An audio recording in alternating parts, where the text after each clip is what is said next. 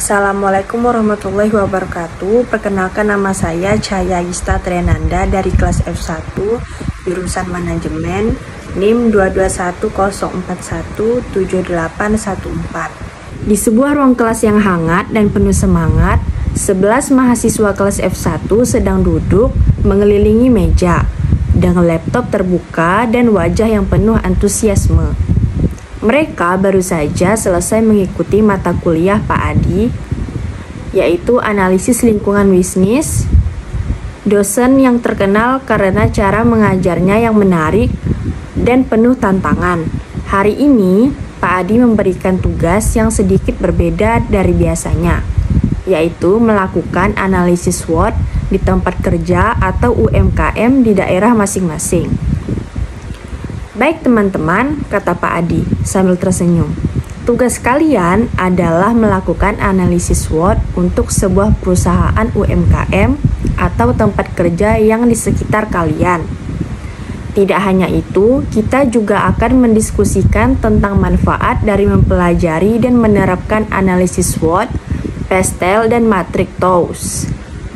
Mengapa kita harus melakukannya dan bagaimana itu bisa meningkatkan kinerja bisnis?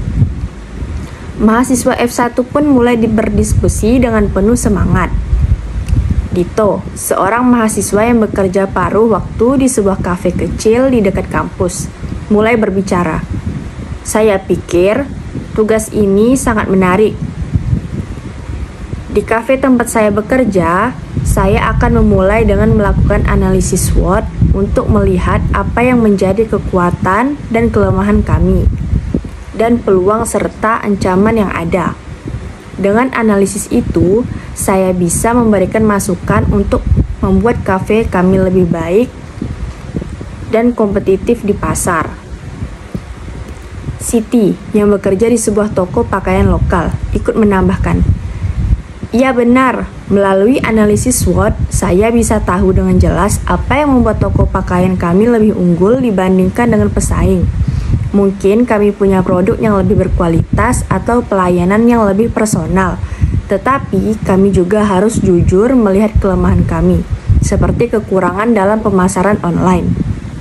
Pak Adi mendengarkan dan tersenyum. Itu dia, Siti dan Dito. Analisis SWOT akan membantu kalian memahami lebih dalam tentang apa yang ada di dalam dan di luar perusahaan. Ini adalah langkah pertama yang penting untuk merumuskan strategi yang tepat.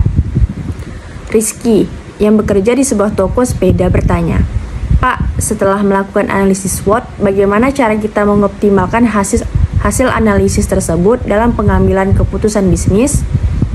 "Pertanyaan yang sangat bagus, Rizky," jawab Pak Adi. "Untuk itu, kita perlu menggunakan PESTEL, analisis yang akan membantu kalian mengidentifikasi faktor eksternal yang mempengaruhi bisnis, seperti politik, ekonomi, sosial, teknologi, lingkungan, dan hukum. Dengan menganalisis faktor-faktor ini, kalian akan bisa lebih siap menghadapi perubahan yang datang dari luar." Bambang, yang mengelola sebuah warung makan kecil di daerahnya, menambahkan, "Saya juga merasa penting untuk melihat faktor-faktor eksternal ini. Misalnya saat ada peraturan pemerintah baru mengenal pajak atau regulasi makanan. Itu pasti mempengaruhi usaha kami. Dengan analisis PESTEL, saya bisa lebih siap dan merespons perubahan tersebut." Jadi melanjutkan, "Dan jangan lupa, setelah analisis SWOT dan PESTEL, kalian bisa menggabungkan hasilnya dengan Matrix TOWS. Matrix TOWS membantu kalian memanfaatkan kekuatan strengths untuk mengeksploitasi peluang opportunities dan memitigasi ancaman threats dengan cara yang efektif." Agus, yang bekerja di sebuah toko online, berbicara dengan penuh antusiasme. "Saya benar-benar bisa merasakan manfaatnya. Misalnya, jika kami memiliki kekuatan dalam pengiriman cepat atau strength dan pasar e-commerce yang terus berkembang, opportunity, kami bisa memanfaatkan kekuatan itu untuk menjangkau lebih banyak pelanggan." Fahmi, mahasiswa yang bekerja di sebuah perusahaan teknologi, berkata, "Dengan Matrix TOWS, kami juga bisa mengidentifikasi bagaimana kami bisa mengurangi kelemahan atau weakness dan mengatasi ancaman atau threats dengan lebih efektif. Misalnya, kami harus memperkuat sistem keamanan data kami agar terhindar dari ancaman cyber." Pak Adi mengangguk setuju. Itulah mengapa kita perlu mempelajari dan menguasai analisis SWOT, PESTEL, dan matrix TOWS. Dengan pendekatan ini, kalian tidak hanya bisa membuat keputusan bisnis yang lebih baik, tetapi juga bisa menciptakan strategi yang lebih tangguh dalam menghadapi persaingan dan perubahan pasar. Diskusi terus berlanjut dengan mahasiswa-mahasiswa kelas F1 semakin antusias membahas bagaimana analisis SWOT, PESTEL, dan matrix TOWS dapat diterapkan langsung di dunia kerja mereka. Mereka menyadari bahwa teori yang mereka pelajari tidak hanya akan menguntungkan dalam ujian, tetapi juga akan membantu bisnis di tempat kerja mereka untuk tumbuh dan berkembang.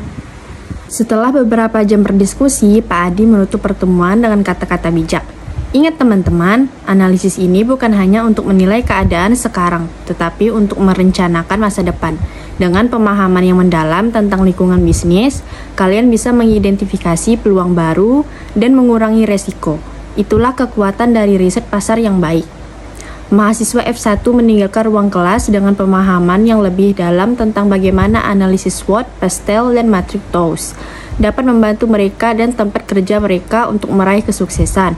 Mereka siap untuk menerapkan ilmu tersebut di dunia nyata dengan semangat baru dan perspektif yang lebih luas.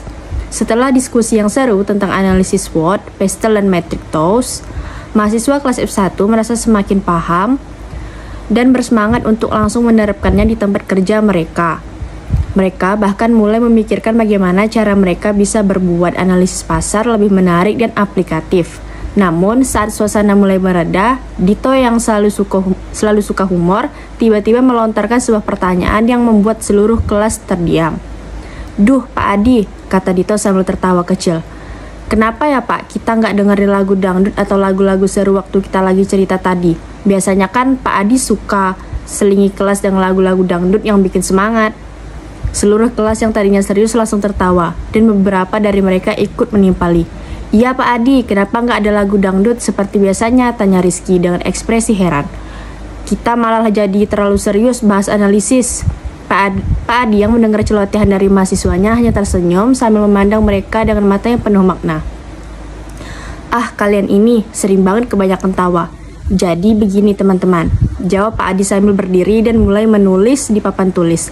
"Sebenarnya storytelling dalam dunia bisnis itu bisa dipenuhi dengan banyak elemen yang menarik, termasuk lagu-lagu yang menyemangati. Tetapi kalian tahu nggak, ada kalanya kita harus benar-benar fokus dengan substansi cerita yang ingin kita sampaikan. Seperti riset pasar ini, kita butuh pendekatan yang lebih matang agar informasi yang kalian dapat bisa benar-benar dipahami dan diterima audiens. Lagu dangdut dan goyangannya bisa mengiringi semangat, tapi dalam konteks riset pasar kita perlu menjaga kualitas informasi, bukan hanya hiburan semata." Namun, meski Pak Adi memberikan penjelasan yang penuh makna itu, mahasiswa-mahasiswa kelas F1 tetap tidak bisa menahan tawa mereka. Siti, yang dikenal dengan ide-idenya yang kreatif, berkata, "Tapi Pak, kan cerita dalam riset pasar juga bisa jadi lebih hidup kalau ada sentuhan musik atau lagu yang menarik. Bayangkan kalau kita jelasin SWOT sambil goyang dangdut, pasti lebih gampang diterima dan jadi lebih asik." Agus menambahkan, "Ya Pak Adi, misalnya kita bisa kasih contoh kelemahan bisnis sambil nyanyiin lagu sakitnya tuh di sini, jadi bikin orang lebih ingat dan risetnya juga lebih terasa seru." Pak Adi tertawa mendengar ide-ide kocak tersebut. "Hahaha, kalian memang hebat. Bisa saja kalau diceritakan dengan lagu dangdut, tapi jangan lupa, meskipun storytelling itu bisa diselingi dengan lagu dan humor, tujuan utamanya tetaplah untuk membuat orang memahami pesan yang ingin kita sampaikan. Kualitas cerita tetap yang utama." Mendengar penjelasan Pak Adi yang bijak itu, mahasiswa-mahasiswa mulai mengangguk-anggukkan kepala mereka. Mereka sadar bahwa meskipun cerita bisa dibuat seru dan menarik dengan berbagai cara, termasuk musik dan humor, tetap ada saat-saat di mana informasi yang serius dan berbobot harus dipahami dengan baik oleh audiens. Namun, Bambang yang merasa sedikit kecewa karena tidak ada lagu dangdut hari ini berkata, "Tapi Pak, kita jadi penasaran loh, kapan lagi Pak Adi nyiapin lagu dangdut di tengah cerita riset pasar kita? Pasti seru banget." Pak Adi tersenyum. "Hahaha, baiklah, nanti kita selipkan lagi di pertemuan berikutnya." Tapi harus sesuai konteks ya. Kalau kalian sudah paham dan siap, kita bisa coba belajar riset pasar sambil nyanyi-nyanyi. Asalkan tetap pada tujuan kita untuk memahami pasar.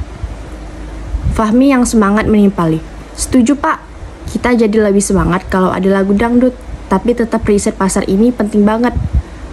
Kita jadi ngerti bagaimana cara mengidentifikasi peluang dan ancaman, apalagi kalau dilihat dari sisi cerita yang menarik. Dengan tawa yang semakin seru, kelas pun berlanjut. Semua mahasiswa merasa lebih semangat dan siap menghadapi tugas analisis SWOT di tempat kerja masing-masing. Mereka juga semakin mengerti bahwa dalam riset pasar storytelling itu penting untuk membuat informasi lebih hidup. Namun, kualitas dan pemahaman tetap menjadi prioritas. Pak Adi dengan senyum di wajahnya menambahkan, "Oke teman-teman, jadi kita sudah sepakat ya storytelling itu bisa menghidupkan riset pasar, tetapi tetap harus ada dasar yang kuat. Dan siapa tahu, tugas kalian nanti bisa lebih menarik kalau bisa menggabungkan analisis dengan sedikit musik atau humor. Kita lihat nanti ya." Kelas pun diakhiri dengan penuh tawa dan semangat. Mahasiswa F1 pun tahu, mereka akan kembali belajar dengan cara yang lebih seru di pertemuan-pertemuan berikutnya. Mereka merasa lebih paham bahwa riset pasar dan storytelling bisa menjadi alat yang sangat powerful jika digunakan dengan tepat.